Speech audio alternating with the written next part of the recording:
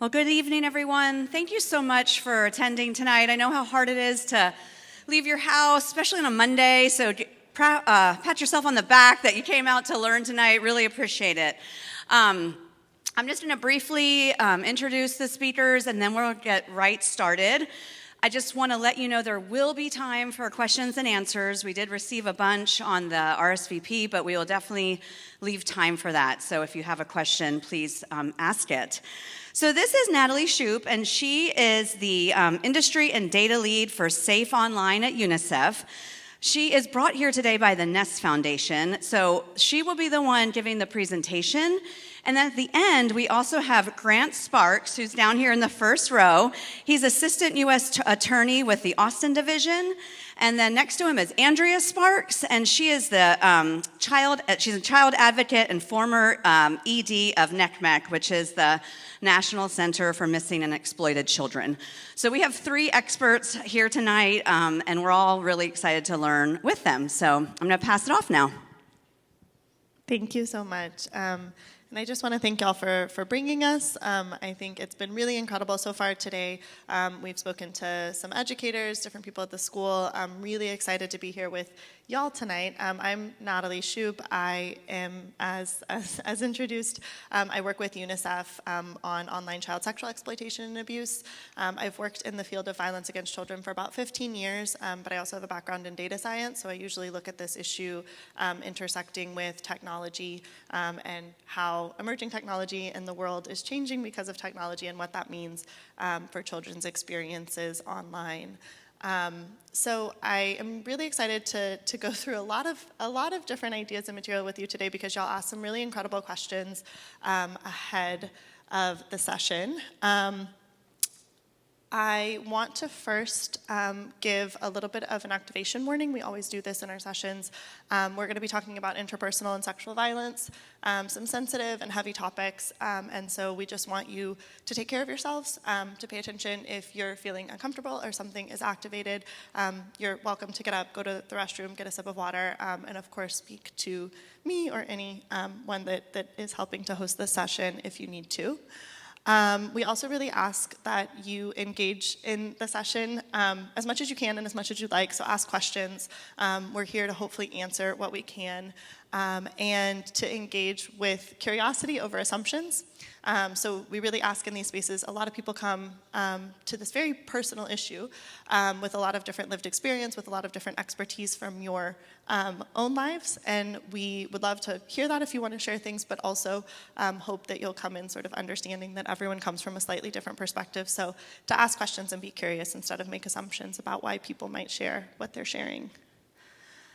I do want to just quickly nod to Nest because I think it's really important to a lot of what we're talking about today, that we think about what we can do to address this, solutions. I think a lot of people here are really wondering, like, what can we do to help keep our kids more safe, to keep the community more safe around some of these issues. And so Nest's mission is really to focus on prevention of this type of violence in the first place, so to stop it from happening in the first place. So they have curricula and resources and programs called You Belong Here is the name of the curricula, and a lot of really incredible resources to help really strengthen this with students and schools and communities. So really encourage you. Libby is here, who's the director of Nest, and if you'd like to speak to her after or me, we're happy to share more. So what we will cover today, I just want to give y'all a heads up on sort of what we're going to go through because it's a lot of material, but I'm going to try to make sure that we're making connections and sort of repeating so things hopefully make sense and answer a lot of the questions that y'all had. The first one is we're going to kind of level set around just what are we talking about. I want to make sure this isn't something that a lot of people talk about. It's not something that we have a lot of open access to information about necessarily or is very common knowledge. And so we want to make sure we're level setting, that everybody understands what we're talking about. Talk a little bit about the scale of the harm, just to understand what this looks like and how it's happening. And then some myths and misconceptions to meet people where they're at. A lot of the common questions I first get when I talk to people about my work. Resources, of course, so that you can learn more, take this away, share it with others that you might want to share it with. and then understanding some of the trends that we're seeing today with young people and with emerging technology. And lastly, hopefully taking away some solutions and things that you can action with your kids and in your community. So I'm going to start with some definitions, unless I'll just pause here. Is there any questions sort of before we dive in, or things that anyone wants to raise that's on their mind? I know it's a big room, but we're trying to make it also feel like it's a little bit of a discussion, so please do feel free to ask questions or flag anything anytime. Okay, so please do stop me throughout, but to start with definitions, first of all, I'm going to kind of speak to what do we mean by online abuse or digital abuse. Often this can be called technology-facilitated abuse. I think this is sort of a useful framing of it, because what we're really speaking about is not necessarily just abuse that happens online. I think that often when people speak about online abuse or digital abuse, it can get minimized because it seems like it's something that doesn't happen in person. It's not as impactful because it's not happening in person. It's not an in-person abuse. It's not a real abuse. But there is no real distinction between online and offline these days, especially for young people. They form community, they form relationships, they form friendships online. They're learning, exploring, playing. They're existing a lot of their time between online and offline spaces. Though their identity is developing, it's very interconnected.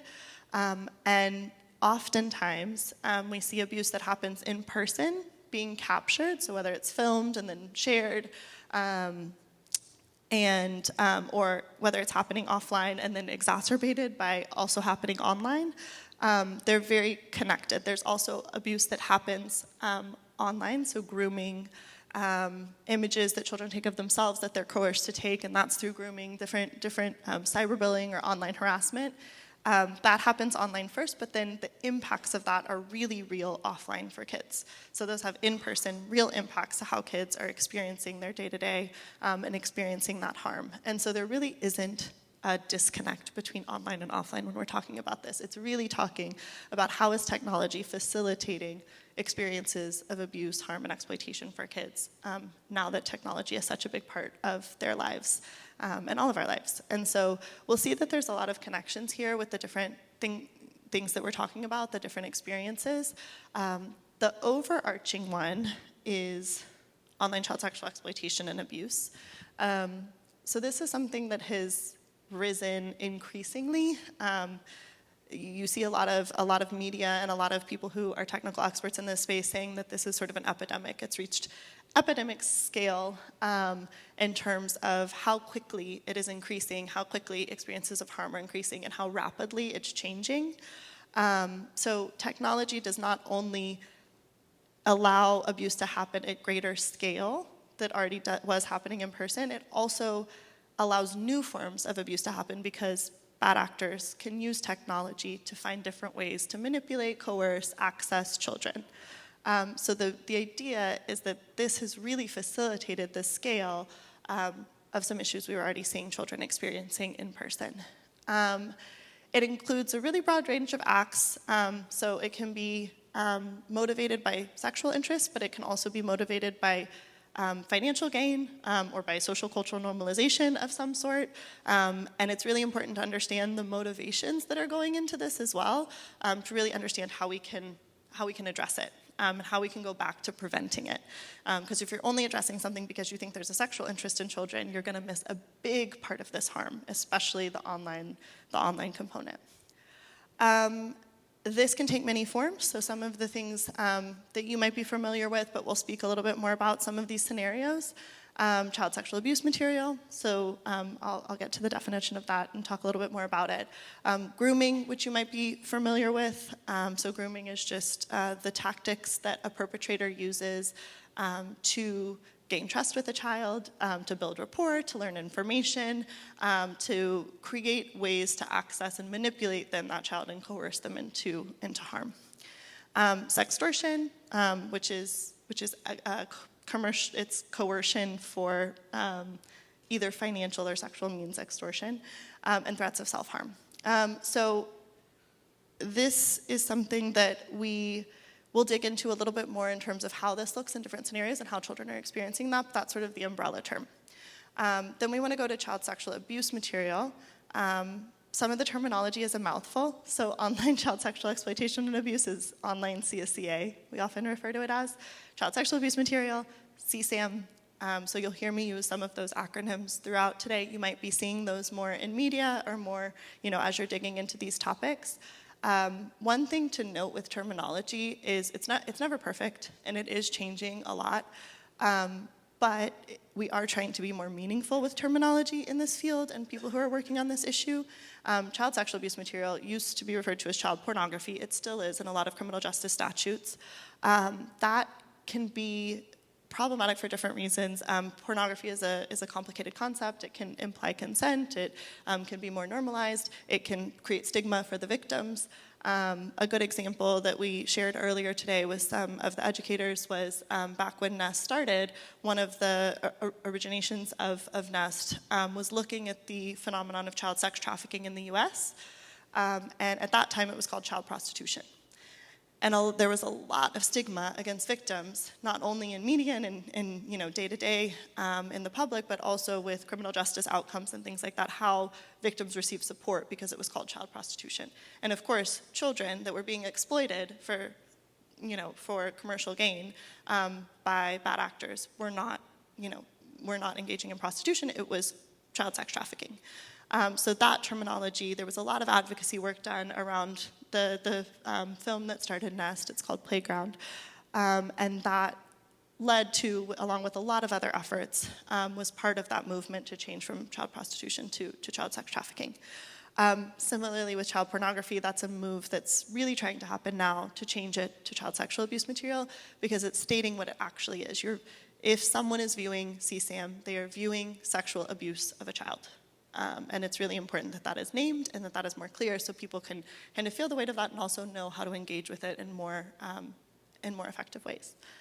There is some blurry lines, and I'm really glad that we have some experts in some of the legal parts of this a little bit better than me.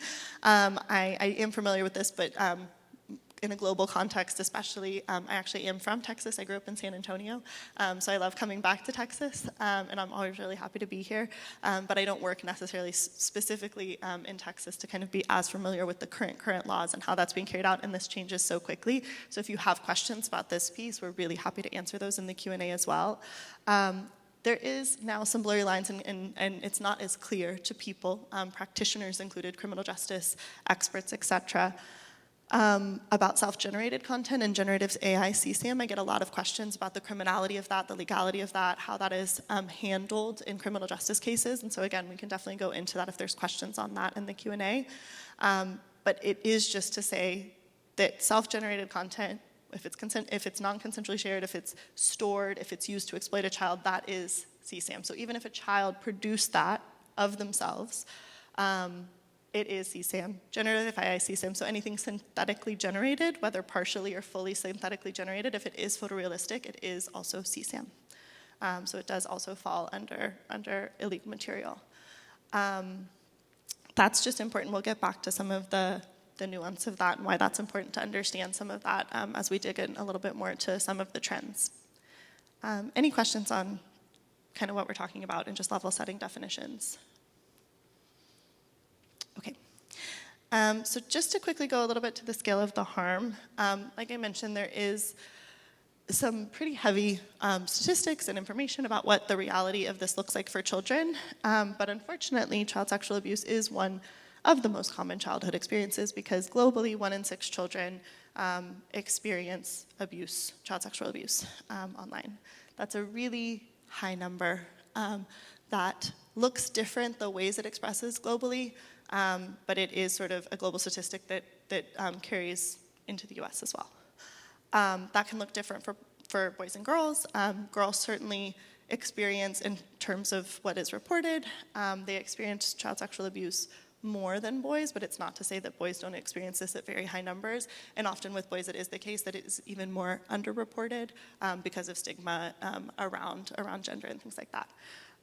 So it is a really high number. It is an underreported number because of a lot of the stigma and silence that goes around this issue. And so it's just really important to ground us in that, to understand that this isn't something that's exceptional. And it is something that is common, and kids are experiencing it, so we should be able to talk about it. I'm going to quickly go to a quick video just to kind of give you a sense of what some of these scenarios look like. I will flag again that some of the content is kind of heavy, especially when you're watching it in media, but I think it really helps to illustrate this a little bit more. And there's a few statistics about the scale of this. It's a quick clip. I'm not going to play the whole thing.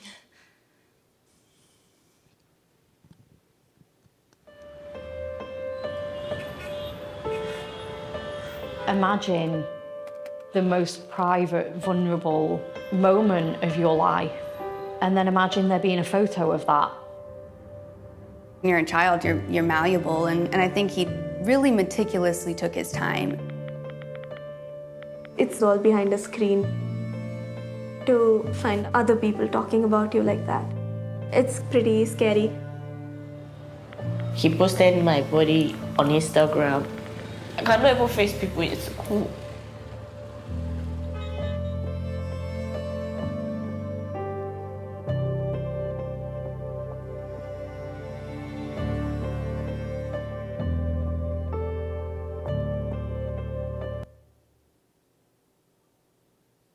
So here you see some of the statistics, more of the statistics about the scale of this.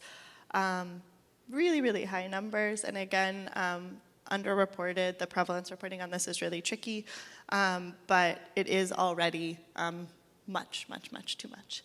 And it is increasing a lot. So you see this number around the National Center for Missing and Exploited Children. In 2023, they're the global clearinghouse for these reports, so they receive most reports of this in terms of one cyber tip line collating all of this information worldwide, but it is based in the US and it is focused on the US. And they received over 36 million reports of suspected child sexual exploitation in 2023. In 2014, that was 1 million. So that has increased very exponentially over the past decade. And it's just important to kind of understand the scale of this problem, to also understand sort of how we need to start mobilizing to address this from different parts of our community. Going to some myths and misconceptions, just to start to get into kind of, okay, that's really big numbers. This is obviously happening really commonly, but what does it look like in different places, and sort of how does that manifest for children in different ways? One of the We'll see. There we go.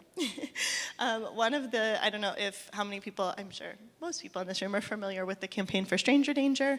That is something that I get a myth a lot about for child sexual exploitation and abuse. Friends and others known to the child are the most common types of perpetrator of online CSCA child sexual abuse, and almost 90% of cases is committed by someone known to the child.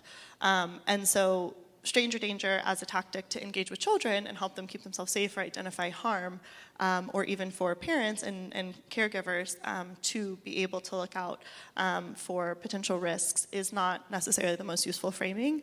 The other part of that with online is that, yes, in fact, from a parent's perspective, a lot of people that kids engage with and might be grooming or having access to kids online, in our definition, might be strangers, but for a kid, they probably would not classify them as a stranger. So I've actually heard from a lot of parents when engaging in these types of things, or educators, my kid was talking about someone they were gaming with, and I thought it was their friend, because I thought they could only friend their friends on this game, and they could only talk to their friends in this game, or the way they were speaking about them made me think that they were their friend.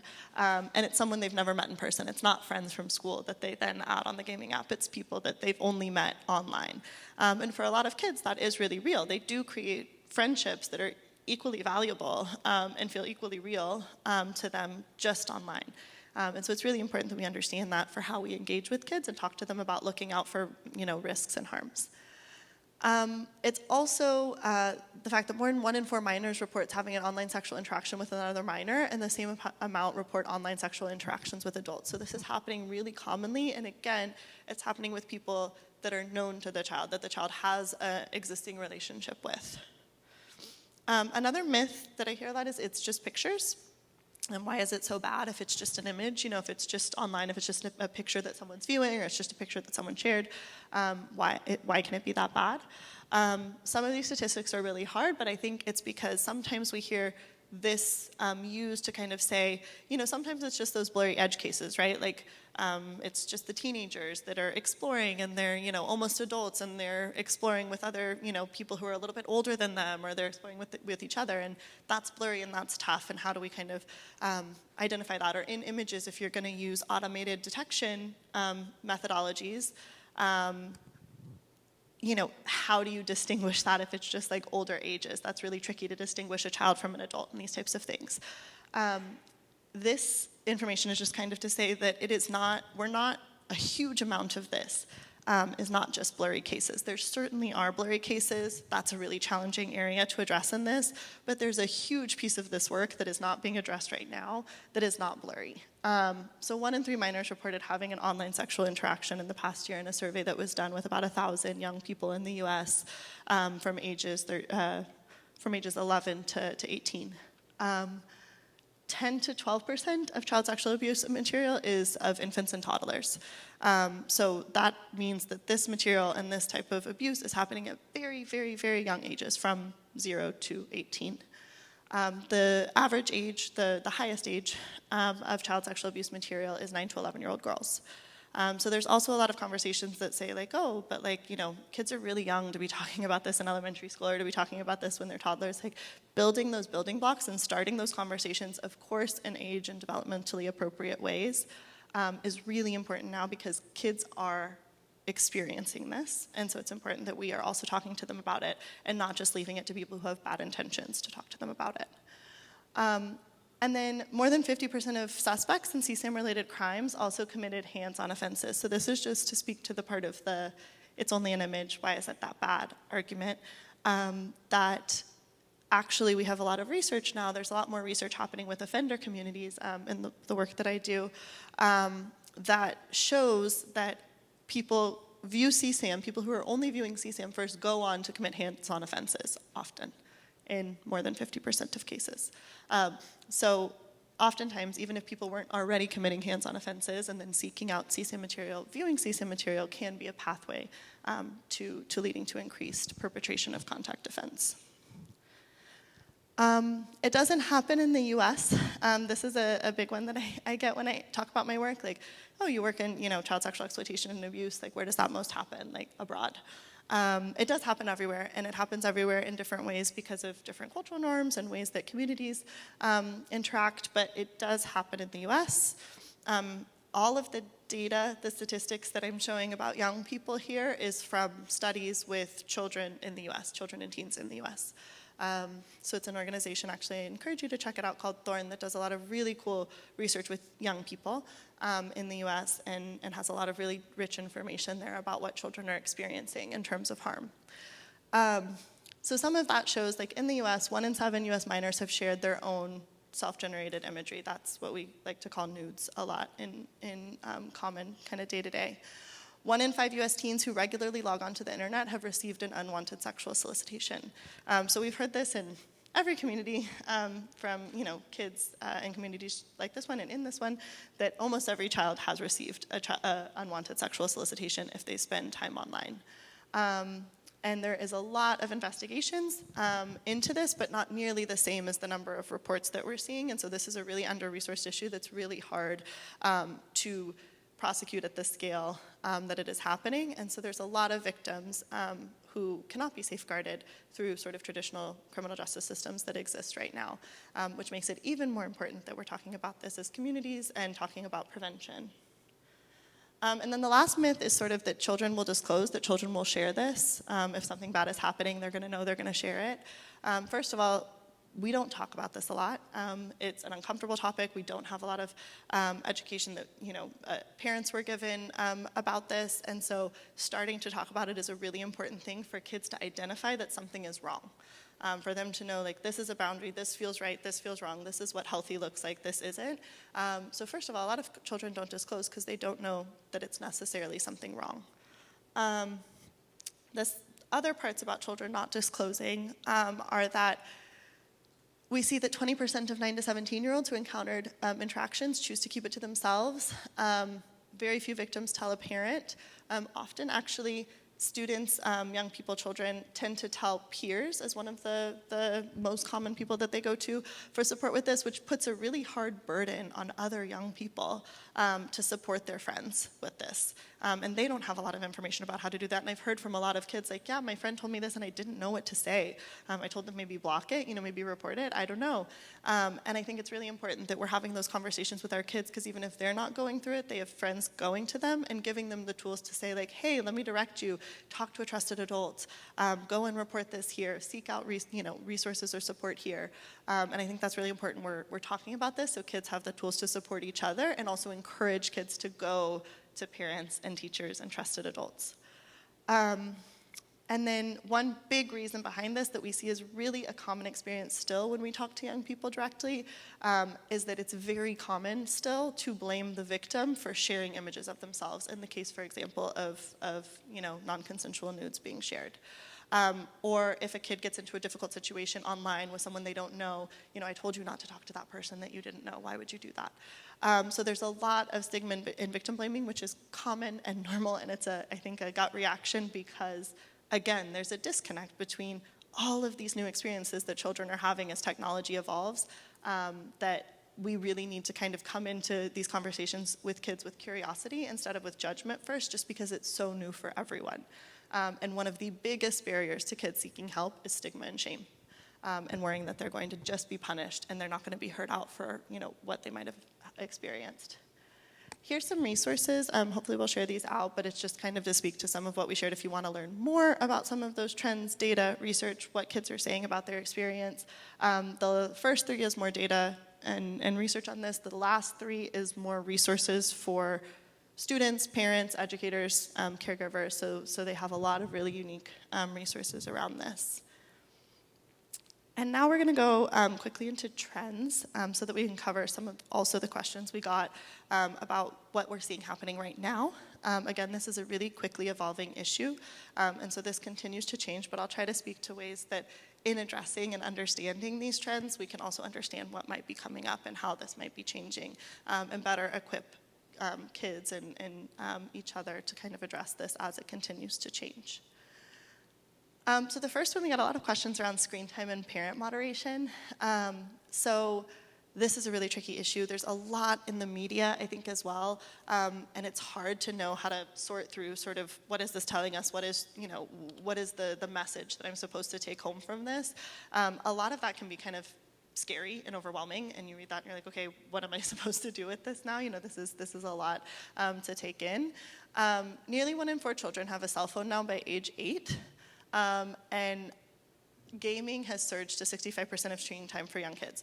This statistic is really just to say it is really common now for kids to have access to technology younger and younger, even if they don't have their own device. Their peers have devices, they use their parents' devices, and that is not to say that that is absolutely bad. I think that we just need to be thinking about how kids are spending their time on devices as a really important part of the conversation. So there's a lot of research that shows that just the hours on a screen are not necessarily the only thing we should be looking at. A lot of it has to do with what are kids doing when they're on devices. So what spaces are they in? Who are they talking to? Who do they have access to? Who has access to them? And looking at how kids are spending their time. So again, gaming is a really big way, and then understanding those applications, which can be very foreign to a lot of parents if you didn't grow up gaming, or if it's new games that you're not familiar with. And a really big way to engage with that is to ask your kids questions about what they're doing in online spaces, just like you would in offline. So you went to the playground. Who did you play with? How did you meet them? What did y'all talk about? What did you think was fun? How did you feel? Those same types of questions are really important here, and applying some of the same safety rules. So thinking about, if in the example of if you're in a park and someone comes and asks you where you live, you don't tell them. You don't give personal information to people when you're in these public spaces, and having kids understand that these are more public spaces. Also, things like, if you would tell a kid, don't go to a stranger's van. In this scenario, it would be if someone asks you to move from a gaming platform to a messaging platform like Snapchat or something else, that is a flag that that person might not be trustworthy, or you need to come tell me if someone asks you to move to another app.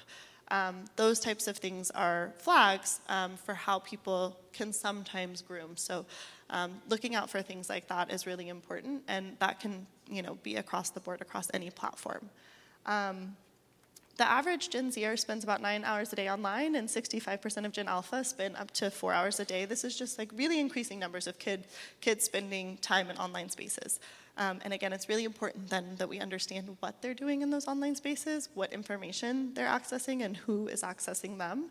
And again, this comes mostly from conversation, because trying to there are a lot of filters on apps. There are a lot of parent moderation tools, which are very valuable, and I encourage you, most platforms have a parent resource center that you can check out, and you can learn how to set different filters, and that's really important that you do that with your kids so they understand, why are we doing this? Let's do this together. Let's set these rules together and understand how we can understand how this app works better together in a sort of proactive, positive way to set a safe space, and not just when harm has happened as sort of a punishment.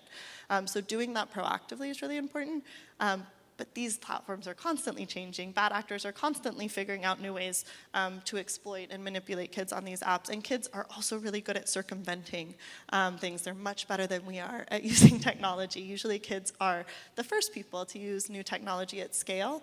And so we can learn a lot from them about how they operate in these spaces. So coming into that with curiosity when they're getting into new platforms and doing it as a proactive activity together can be really valuable, because trying to just restrict different platforms in different ways is sort of a whack-a-mole approach, whereas having those conversations where your child feels like you're curious to learn from them and you're setting a precedent of having open conversation is really the best way for kids to know that they can come to you if something feels wrong.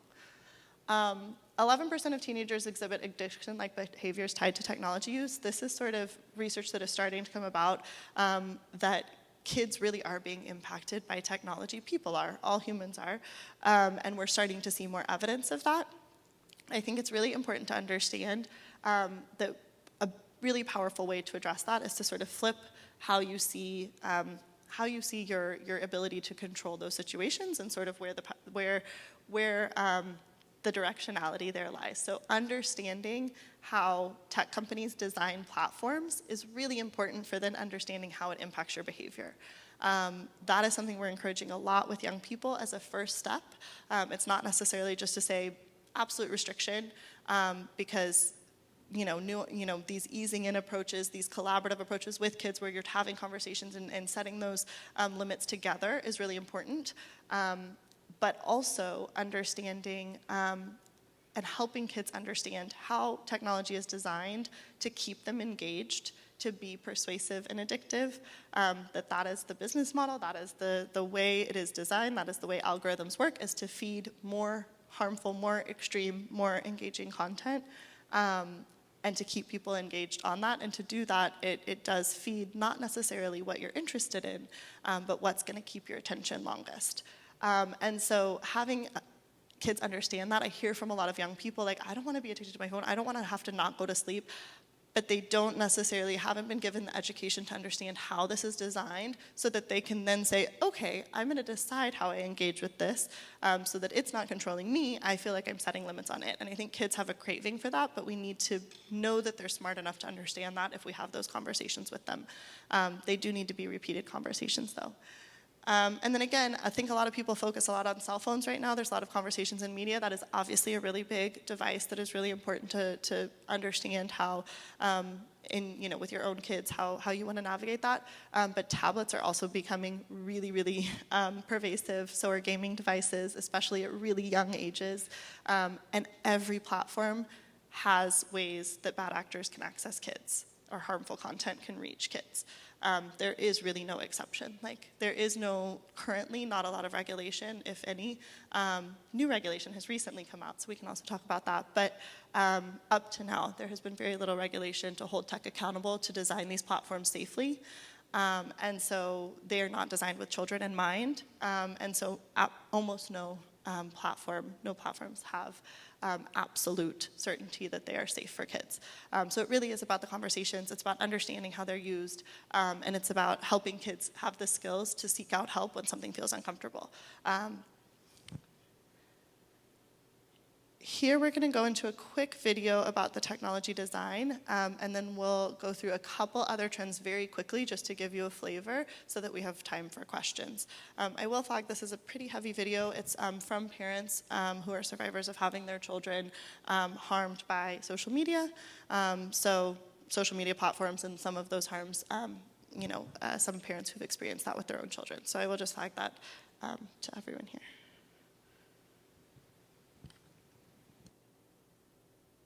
Tell me exactly what happened. I'm trying to give him CPR. I need to give him CPR. Okay, but that's I'm trying to give him CPR. Ma'am, I need you to take a breath. I need you He to have blew his head off. I feel like TikTok just put the gun in his hand and told him, pull the trigger. How many more children have to die because Snapchat chooses profits over safety? I was stopped 7 times. I don't know of any other kids that OD'd on fentanyl that are still here. The Social Media Victims Law Center. It is a law firm founded for the sole purpose of holding social media companies accountable for the harms that they're causing children. Let's say I'm a dealer. I can easily locate you. Hey, I'm going to be at the park around the corner. You can come meet me here. It's like the platform was built for that. I found my son's lifeless body due to fentanyl poisoning. They have the best distribution system in the world, and nobody has stopped them. What do you say to those parents, Mr. Spiegel? I'm so sorry that we have not been able to prevent these tragedies. For years, because of Section 230, the doors to this courthouse and the entire American legal system was closed to them. These products were specifically designed to be addictive to adolescent brains, and this is known to the defendant. It's just me and Glenn and Laura down here up against the most powerful, richest companies in the world. People say David and Goliath, and I said, it's not Goliath, this is Leviathan. We're gathering evidence that is going to show the judge that Snapchat's full of it. When they say that we don't know how it works, we know how it works. Hi, Michael. We're going to make a difference. This is the first case that's ever been tried in this way. Based on the design of their algorithm, based on the design of their platform, not the content. My son and his girlfriend had had disagreements. Imagine having that sadness and you're searching for help, and what you're getting is suicide content. These companies have been gaslighting us for years. This is all about money. The purpose of all commercial ventures is to create a demand. Our children are the casualties. We need to take back the power from these companies. They created a dangerous situation and then manipulated these kids. They know the levels of addiction, sexual abuse. They know the levels of suicide. They're not showing our kids what they want to see. They're showing you what they can't look away from. We all feel empathy for the plaintiffs and their losses, but plaintiffs have not and indeed cannot assert any legal theory under which SNAP would be held accountable. These parents are going out there every day and re-traumatizing themselves. I'll never see his face again or hear his laugh. If this can save even one person, it'll be worth it.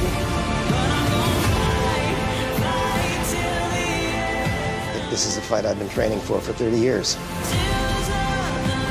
All right, let's go to war.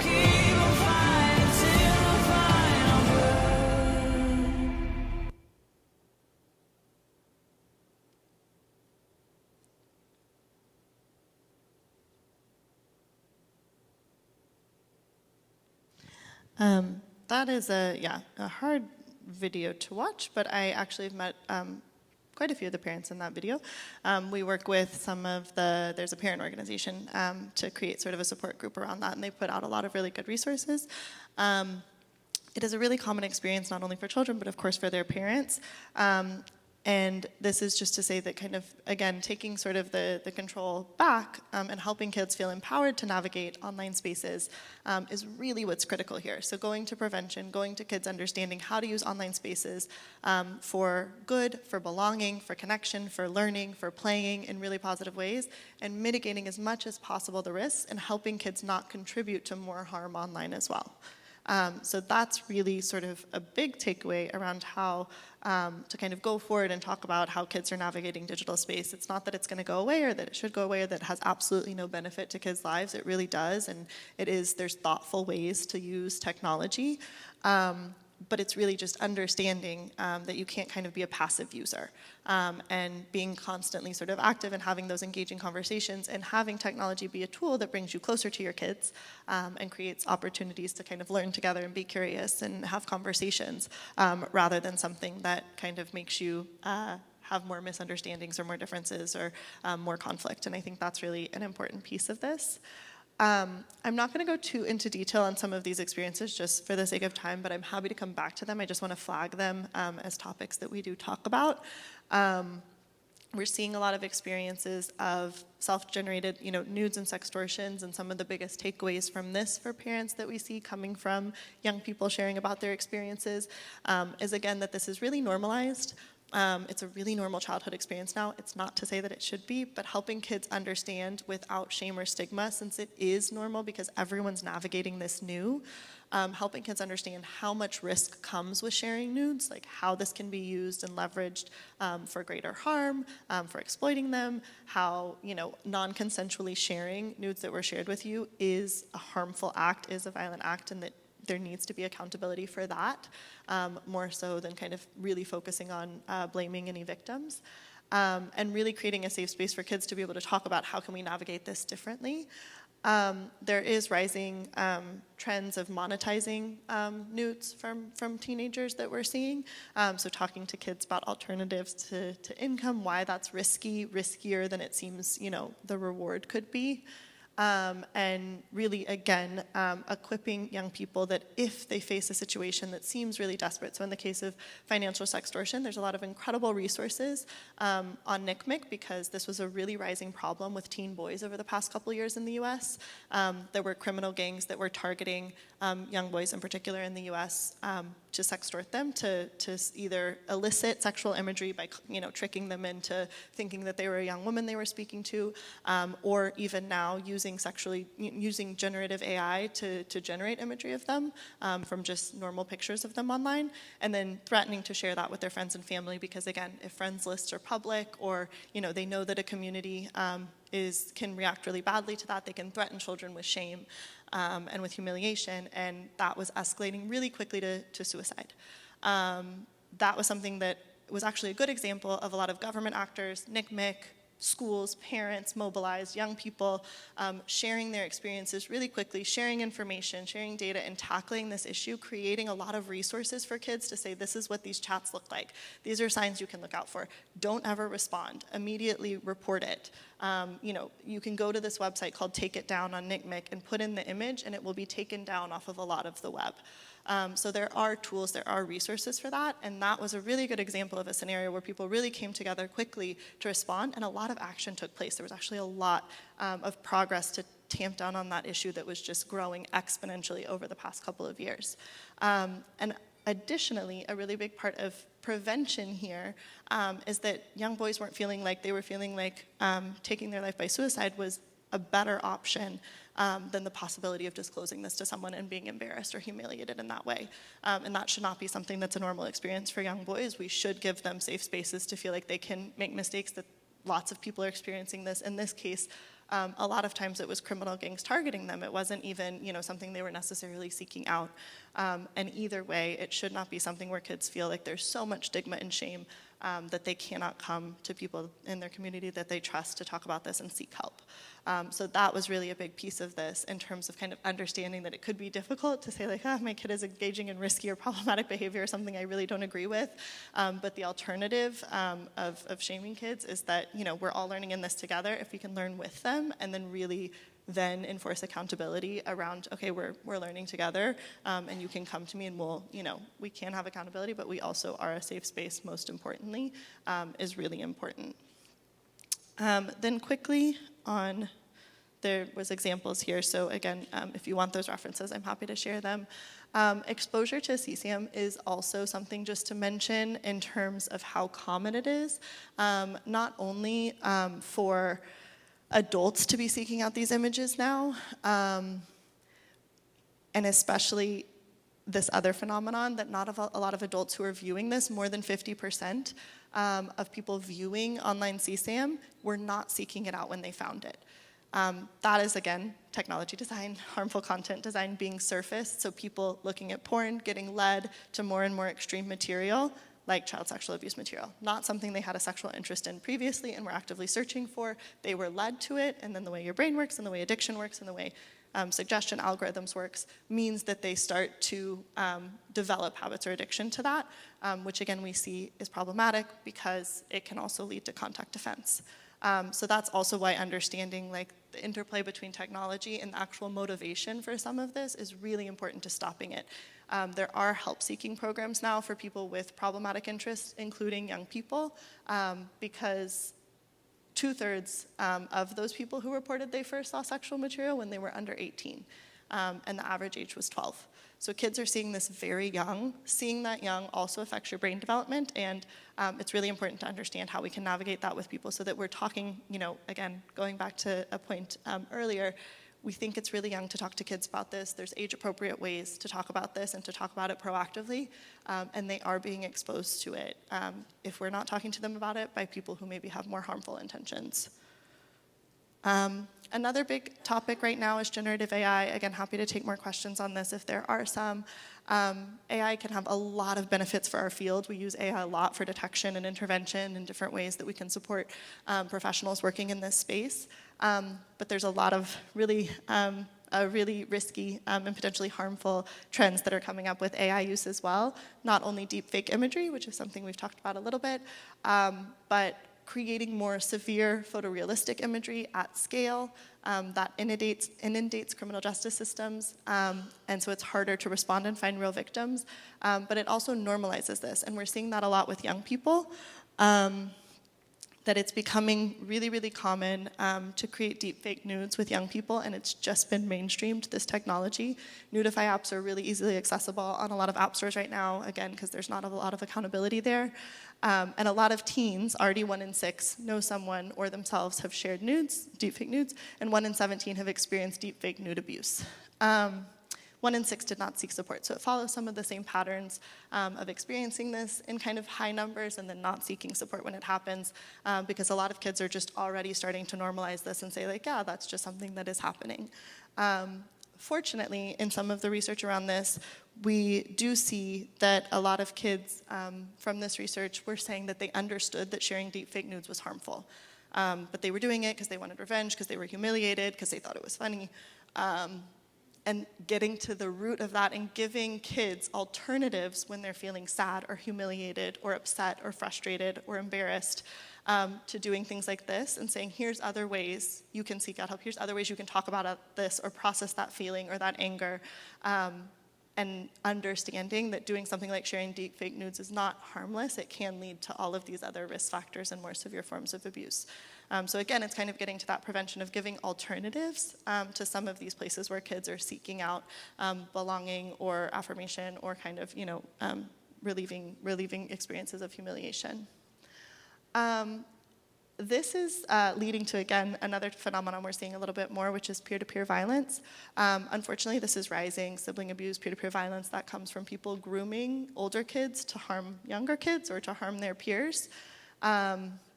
This can look like deepfake nudes and cyberbullying and online harassment. Those are all not good experiences that lead to poor mental health outcomes and increased risks of other more extreme forms of abuse. So it's not something to kind of take lightly, even if it does seem less sort of life-threatening or severe.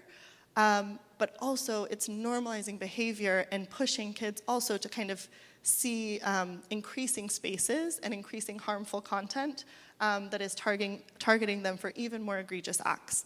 So what we want to do is start with some of these things that seem less severe, tackling those, having open conversations about those before it escalates to really extreme forms of harm.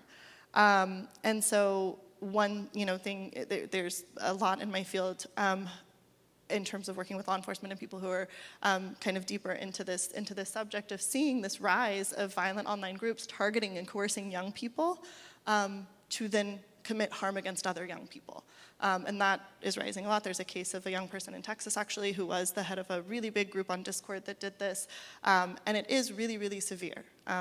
Not going to go into all of that here, but it's this spectrum and that normalization and not tackling this earlier on and how this is normalized and how kids understand when they receive harmful content or someone coercing them? How do they get out at earlier stages and seek help? Because a lot of times once a kid has committed some harm, that cycle continues to perpetrate because they feel like they can't get out. They're, have already committed harm, they're embarrassed, they'd be humiliated, and so they get stuck in those cycles of perpetrating harm. That kind of comes to this important piece that I think is also coming up a lot in the media and with people now, which is around vulnerabilities that are shared. And so having these conversations about healthy relationships, about how we can create belonging, about how kids can handle anger and humiliation in more healthy ways, and talk about that and create in-person spaces for belonging and connection just as much as safe online spaces, is because there's a lot of vulnerabilities to grooming kids for committing violence just as much as sexual exploitation, experiencing sexual exploitation. So some of the same things we talk about when we talk about risks for, maybe a majority girls, but boys and girls, like I said at the beginning, experiencing child sexual exploitation and abuse. Some of those same risk factors, the way that looks, how content is accessed, how bad actors have access to young people and are able to coerce or manipulate them into sexual exploitation. The same thing is happening now and rising increasingly for targeting young boys to commit violence. And that is a really problematic thing that we can tackle with the same conversations with everyone about healthy relationships, around boundaries, around where to seek out support when you're having difficult feelings, and around how to navigate online spaces safely and look for flags around harmful content or contact. This is just to reiterate that a little bit, looking at the side of boys being targeted to commit extreme violence. That's happening increasingly, and we want to talk to boys about this before they get to the stage that they're in that, and it's really hard to change that behavior. Again, this is kind of similar to seeking out or seeing harmful content like CSAM. Usually it's not that kids are seeking this out. They are fed this through suggestion algorithms, or bad actors are able to target them and use that for manipulating or coercing.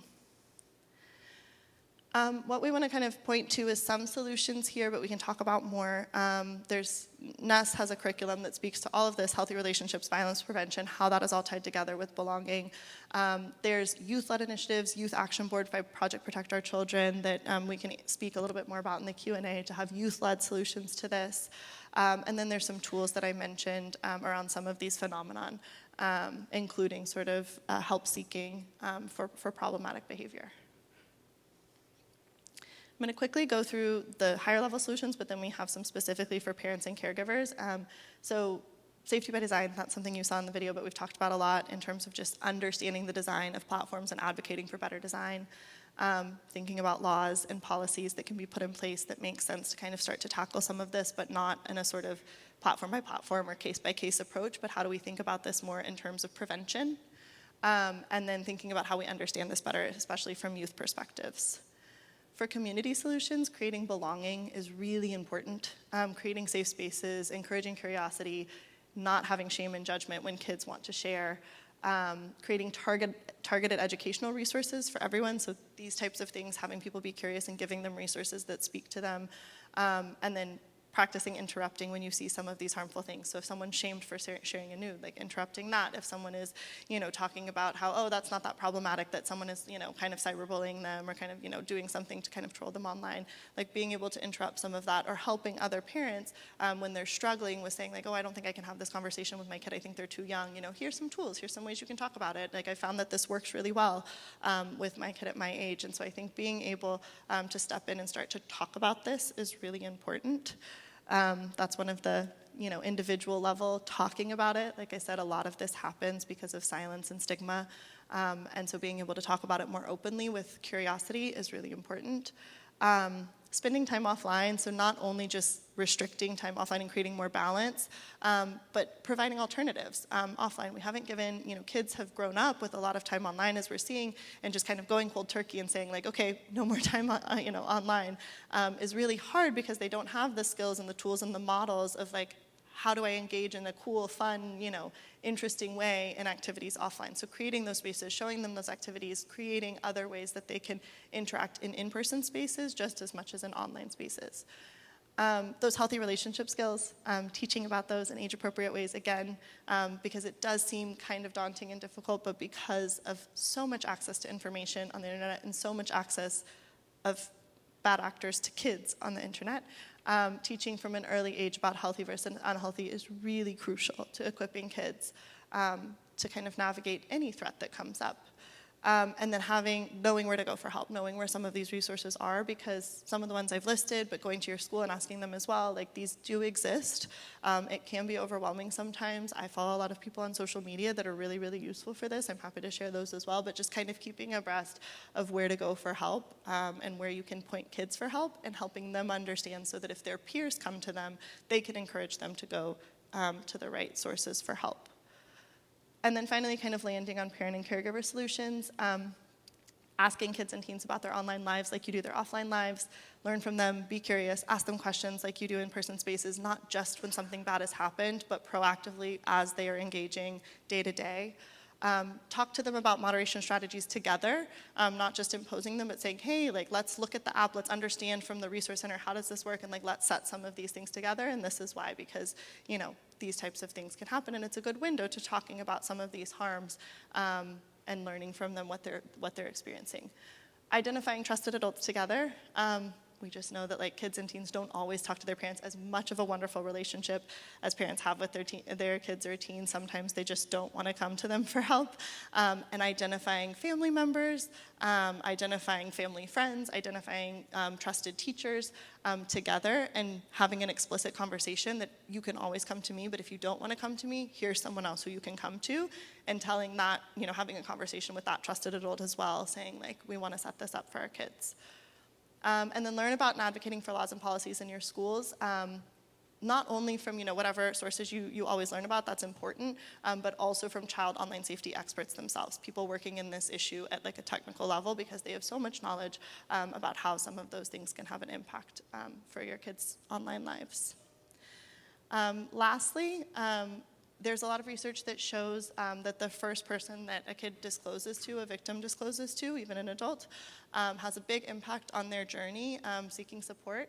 And so really just knowing that you as someone who can be that person for your kids or kids in your community, it's really important how you respond. And the most important thing about that is just really hearing them, telling them you believe them, validating that this is not something that should have happened to them and that you will help them get help, and not needing to verify now. You don't need to get all the details or get them in order, make sure it makes sense, or find out exactly what happens. The most important thing when a child does choose to start to disclose something to happen is just to listen and to say, I hear you, I believe you that this happened, and I'm so sorry, and we're gonna get the right resources and support. I'm really glad you came to me with this. So I think that's just a really useful thing to kind of have as a reminder, because it can take you by surprise sometimes when this happens, and that's a really important way to sort of make sure that you're creating a safe space for kids to be able to share this. I'm gonna stop there and invite up for Q&A so that we can answer any questions. So while Andrea and Grant Sparks go up to the stage, I wanted to, can you turn my mic on? I was, where, did I not hit it on right? Sorry. Tech challenge. Thank you. Okay, but while they're walking up, I did want to give two shout-out thank yous that I was so excited to learn that I forgot in the beginning. But I first want to thank the Westlake High School PTO because they brought this to you all tonight. I really want to thank them again for joining with us and sponsoring this. And then I also want to thank our amazing Westlake High School Tech Theater students and crew. And so thank you so much. I know this was really last minute and hard to pull off, and they've been nothing but wonderful. So, okay, we're going to open it up now for question and answer. So if anyone does have a question, I can bring you the microphone now that it's on and know how to use it. Yes, okay, coming on over.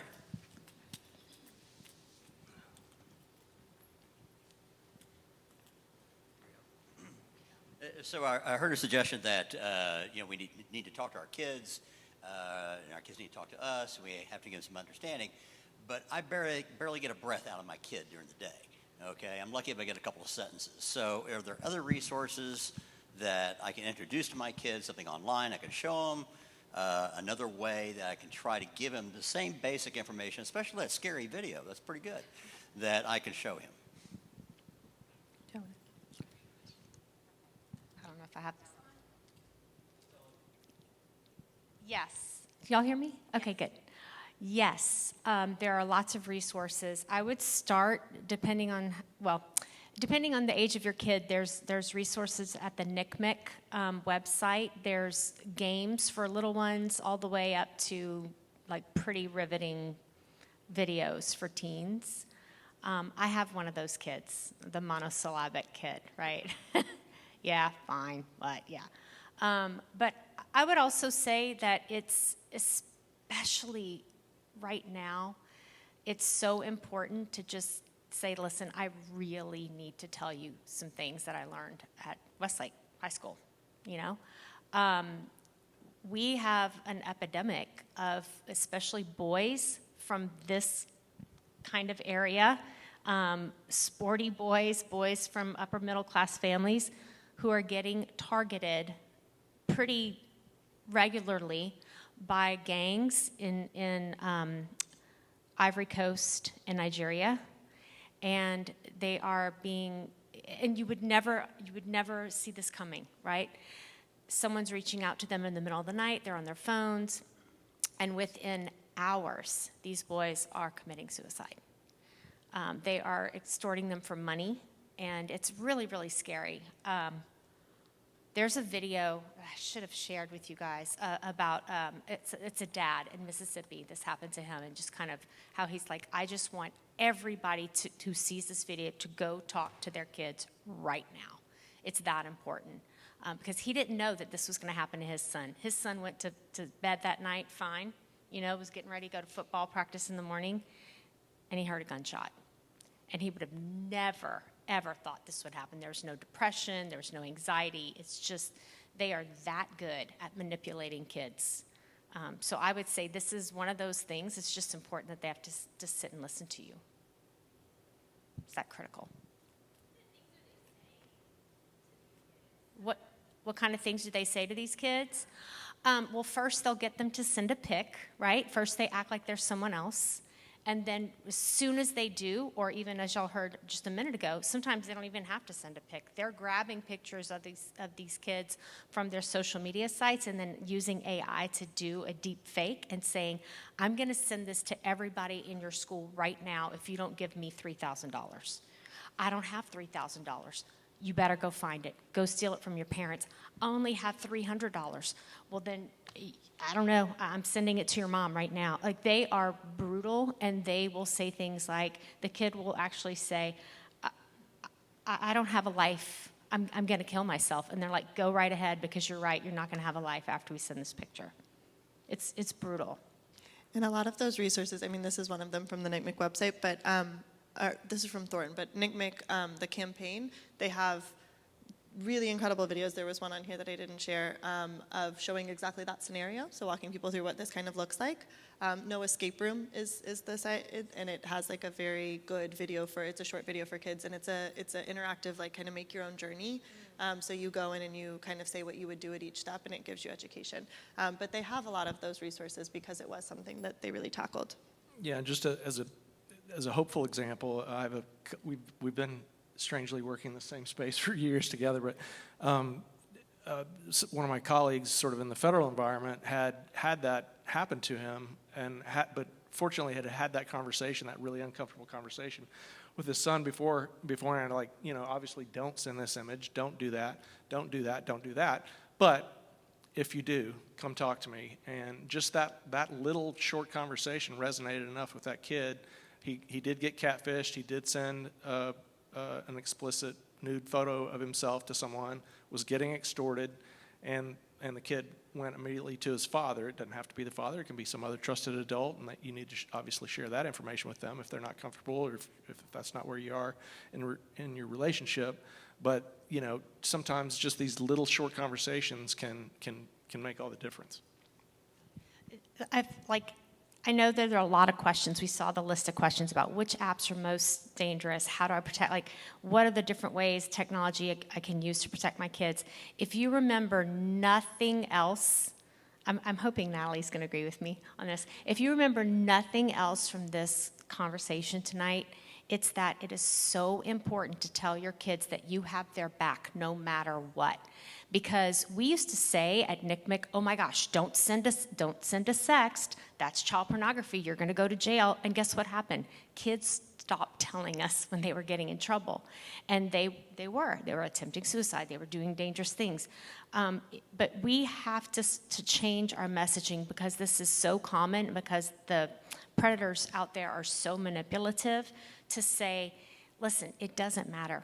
I don't care if you send a nude. I mean, I don't want you to. But if you do, these guys, these gals, whoever is out there, they are going to try to manipulate you to do things that you wouldn't normally do. And if that happens, please come talk to me. I'm on your side. I'm your parent. We're going to take care of it together. Do not buy into this thing that your life is over, because a lot of times that's fake. That is just so important. And then when they do come talk to you, I mean, this is going to be hard, you know. Oh my gosh, why did you do that, is what you want to say. But you really have to say, I'm so glad you came and talked to me. We can call NCMEC. We can call the cyber tip line. We can get help. Don't worry, we're going to fix this together.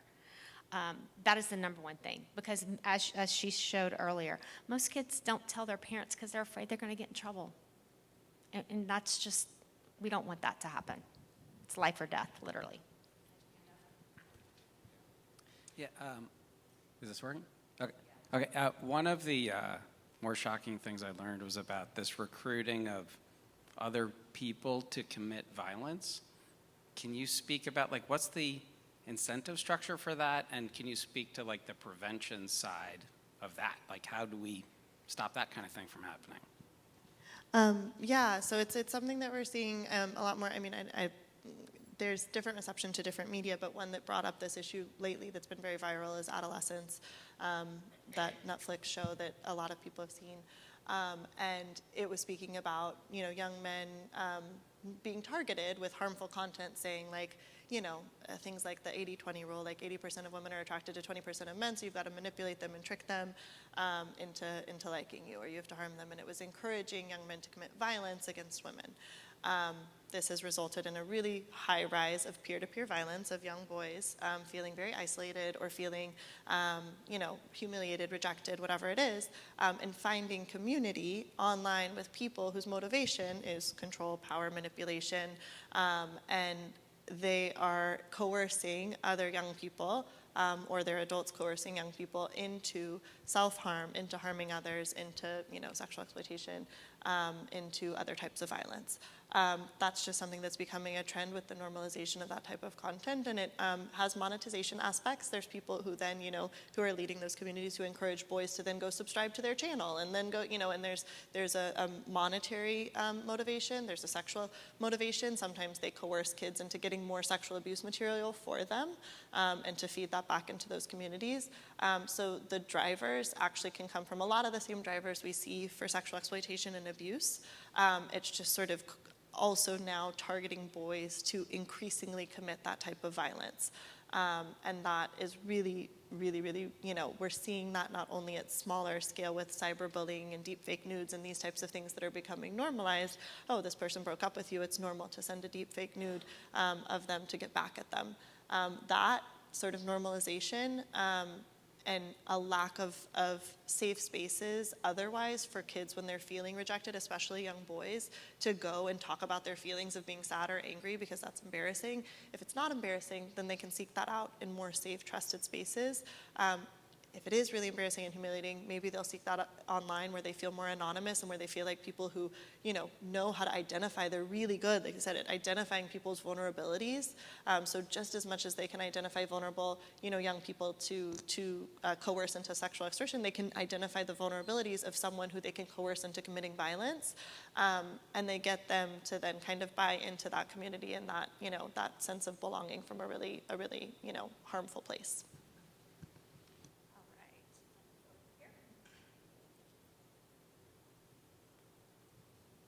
Thank you.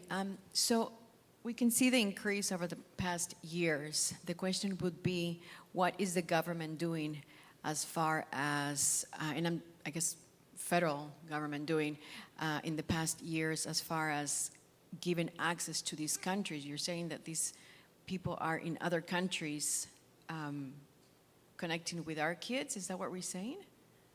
Yes, that's true. How are we stopping them? Or Well, the federal government should have access to. It's really hard to stop from other countries. I do know that there was an extradition of some Nigerian folks who had done this to a boy out of Michigan, but that's very, very rare. But federally and right now in the state of Texas, we're in the middle of the legislative session, and I am just amazed at the amount of bills that are being filed to address these issues. So there are some really good bills. There are also some really kind of sketchy bills, but there are some really good bills if you want to get involved in policy advocacy.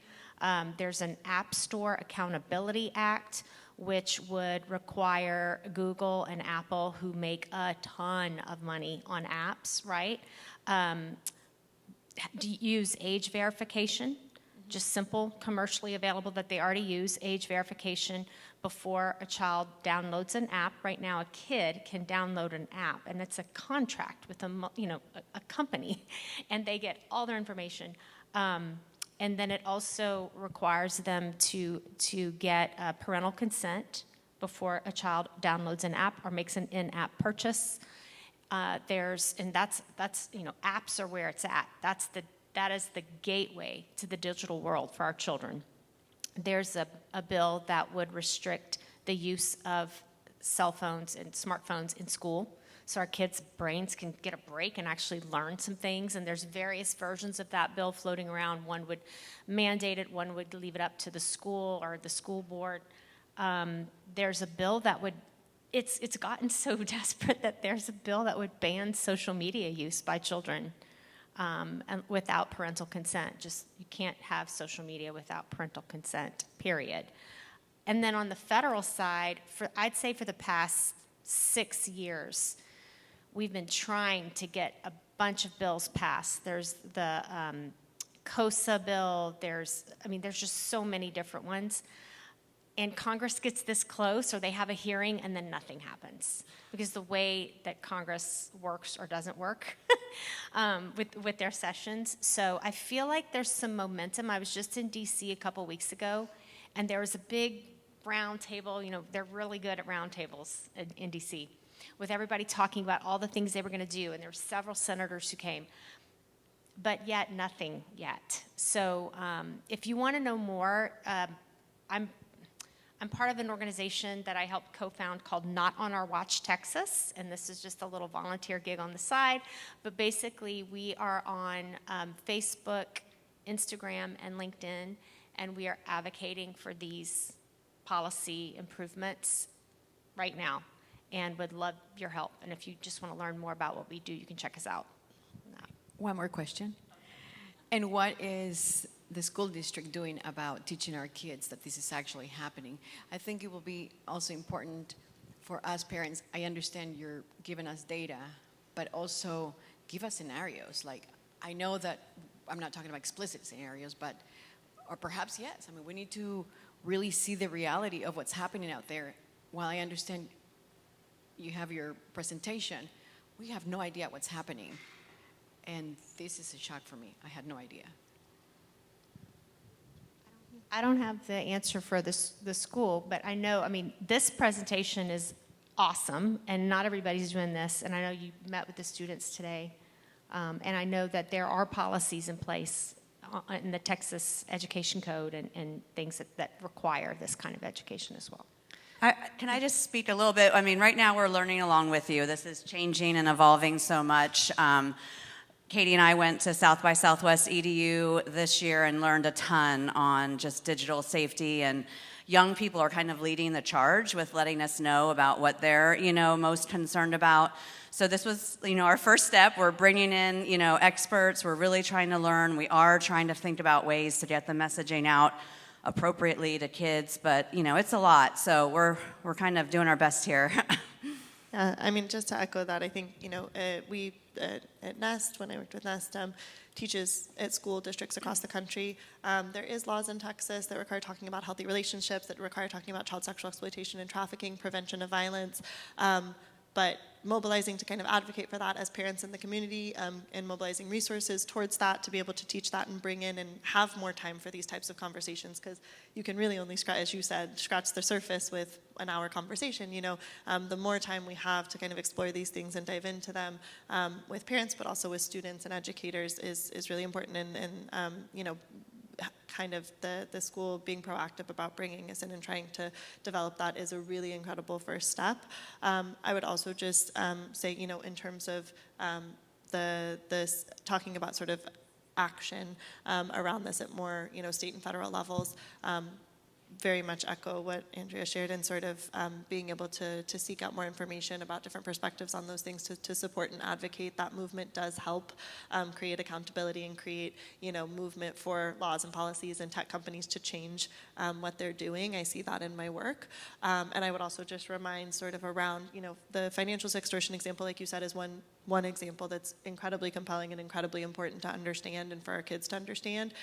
For me, it's also a promising example of when there's a lot of attention to this issue, there is movement that's possible, and then people collaborate really quickly. Like the government collaborated, law enforcement at federal levels collaborated with NCMEC, collaborated with parents and kids themselves to understand this issue and provide resources really quickly and respond to that. But again, going back to some of the statistics, like people from other places being the only people accessing children is not the case. There's so many scenarios where it is people known to the child, where it is people here, and law enforcement is working to tackle that. But it is just to echo, a really hard thing to prosecute and to identify, just because of the nature of online anonymity, things moving, evidence not being captured, the amount of reports and the low capacity to do that. And so that's why it's really important we're advocating for more support there and more understanding of these scenarios, but also, again, that we're having conversations with kids that kind of span across these scenarios, because they're going to keep evolving what happens, how bad actors exploit and how criminal gangs or how individuals choose to exploit kids online is always changing. And so having those prevention conversations is really powerful to kind of speak across the board. Hi, thank you to everyone who helped get this to our campus. What is an ideal first response? If my child wakes me up at 4 or 5 in the morning frantic, do we screenshot it and turn the phone off? I'm not gonna be able to pull up this and start trying, what's the very good, if you could get the resource of the phone number, or what would I want to inform the police? What are the... Yeah, so I found that probably the most effective way to do that, everyone's going to have a natural reaction, sort of a Papa Bear, Mama Bear reaction to sort of engage, or oftentimes people are very tempted to engage and sort of do their self-investigation. And in my experience, I highly recommend against that, but get the device that the child doesn't want to give to you and get it to law enforcement so it can be forensically examined by a professional, capturing that data, and just start the investigation from that point. Oftentimes people will want to assume the online account of the child, whatever platform it is, via email or texting or in a gaming environment, and somehow think that they're going to stop it through some sort of identification measures or even threats or something like that. And we found this may be Captain Obvious, but it's not very effective. So as far as the perpetrator being able to disappear, or that information being able to come off the phone or whatever it might be, do you just not worry about it? Do you just take the phone and let it be? Or I think of a virus, and what I would do if I see a virus on my computer, I just shut it down, right? But I don't know. There might not be a good answer. It is a really good question. I mean, in the case of financial sextortion or someone extorting a child for whatever it is, for nudes, for coercing them to sexual behavior, screenshotting, taking the account information that's doing that, some of that evidence is really useful for making a report. Then reporting that to law enforcement is really important, because maybe they can't action just yours, but if it matches data from someone else, they are more likely to be able to action those things. So reporting it is really important to law enforcement. Report it to NCMEC. Go online and report it to NCMEC, the cyber tip line, and don't respond. Tell your kids, do not respond. If you have responded, that's okay, just stop responding. Not engaging is the best approach. And then again, if imagery does somehow get shared, there are, take it down on NCMEC is a resource for that. Going to law enforcement again and reporting that is ways to kind of take those measures. But reporting it is really important, even if it doesn't always seem like it gets turnaround for you. Not engaging and blocking and reporting is really important. And I just want to add something to that. It might be frustrating because you're not going to hear back, right? When a criminal investigation is occurring, it drives me crazy, but it's confidential. And so you're going to be wondering, why aren't they telling me what's going on? And it's not that they're not doing anything, they're looking into it. But to make sure that they're looking into it, definitely report it to NCMEC, the cyber tip line. You can do that 24 hours a day. You can do it via online or call. It's really, really important. What they do is they help kind of package a case together for law enforcement, so they're much more likely to pursue it. And these predators have so many kids. Like, they're not going to, once they know that the communication is stopped, they're just going to most likely move on to the next kid. So you don't have to worry like, oh my gosh, they're going to keep coming after my kid, right? Like, they're just going to move on. They're probably talking to 25 kids at one time. I mean, that's how much of this that they do. So just say anything else about that? Yeah, and I agree with that. They're percentage shooters. They're just going to keep taking their shots. So the disengaging is key. And just like, I guess we're in a triage situation. The statistics are staggering. We've been in this space for almost 20 years, and I feel like a dinosaur based on the stats that were just presented today, because I'm about 8 years behind, frankly, with the most recent stats. Our children are a little bit older. But from a federal prosecutor reactive posture here at the U.S. Attorney's Office, a handful of federal prosecutors to the point that someone was, what is the federal government doing? We're really doing triage. We're trying to get those most egregious cases to federal court and bringing some justice, and oftentimes that's aggregating, multiple referrals from sextortion, and hopefully a case can be made. Or if it's a more local case with somebody, online solicitation cases, those are the grooming cases we're talking about. Those are going to go to the top of the queue if you've got like a local perp. So unfortunately, we're in this triage mode on the prosecution side and also on the law enforcement side. You mentioned, someone asked about age-appropriate ways to talk to kids about this. I was quickly kind of searching on some of these resources by looking at scripts or like key talking points based on age. Do you know if any of these resources have that, or if there's something out there like that? Yeah, NCMEC does have that. They have wonderful resources for parents, of little ones. If something makes you feel sad, scared, or confused, come talk to me, all the way up. So I would really recommend checking out NCMEC and specifically their NetSmarts line of programs. I would reiterate that. I mean, we work a lot with NCMEC, has incredible resources. Common Sense Media and Family Online Safety Institute also have parent-specific and scripts for different ages, or even specific to different platforms, so that if you need to understand how different platforms work and kind of be able to get an intro to that, it has that as well. NetSmarts is that one right there, and then No Escape Room at NCMEC. And we put some stuff by age group on the Healthy Chefs website, so you could look on there. And then there's a ton of resources that we got from the desk and Center for Protection, so you can look there too and see if that's helpful. Hi.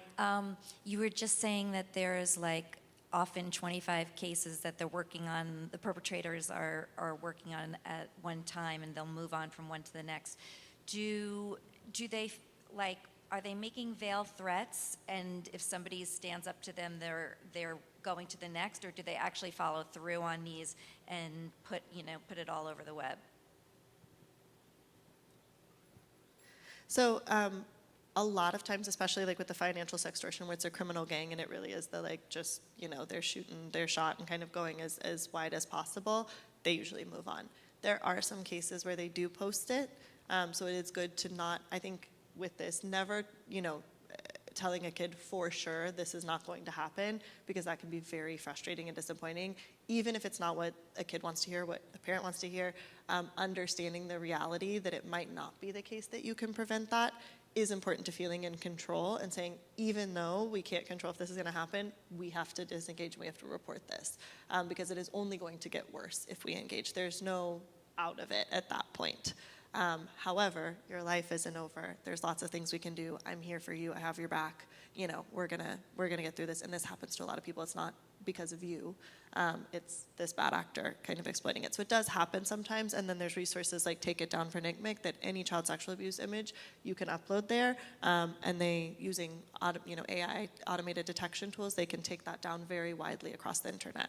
And again, it's not guaranteed that it will never go up again if someone hasn't downloaded and will re-upload it, but it will help with like the prevalence and the visibility of that, especially in the short term, until you can get through that first bit.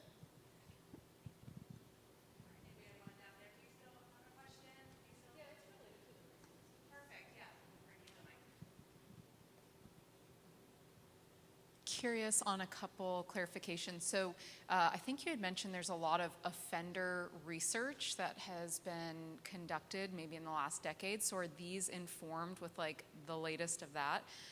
Awesome. And then one other very specific area is grooming.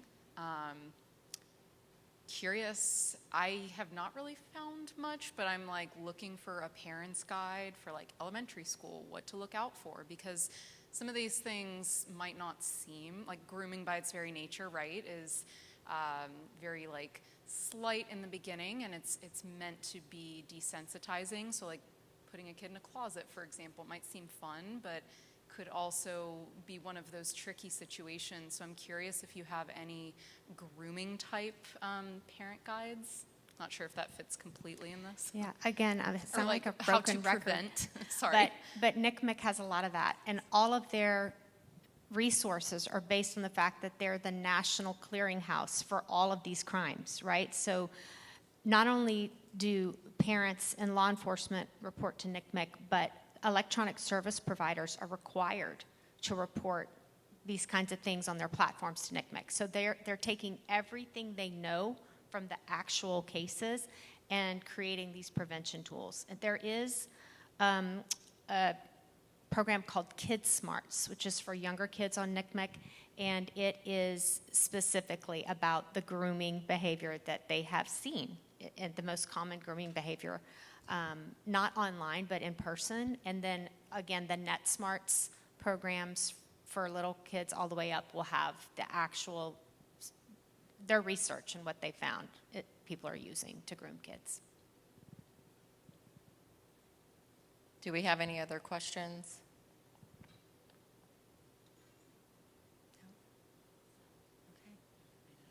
Well, I just want to thank y'all, because I haven't been to a presentation like this where I've seen this many parents, and I think it's incredible that y'all are here. So this is very, very important. So thank y'all for being here.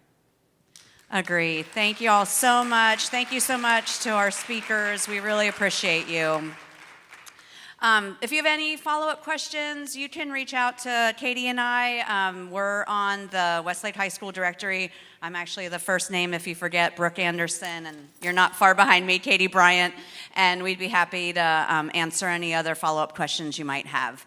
Thank you again for coming.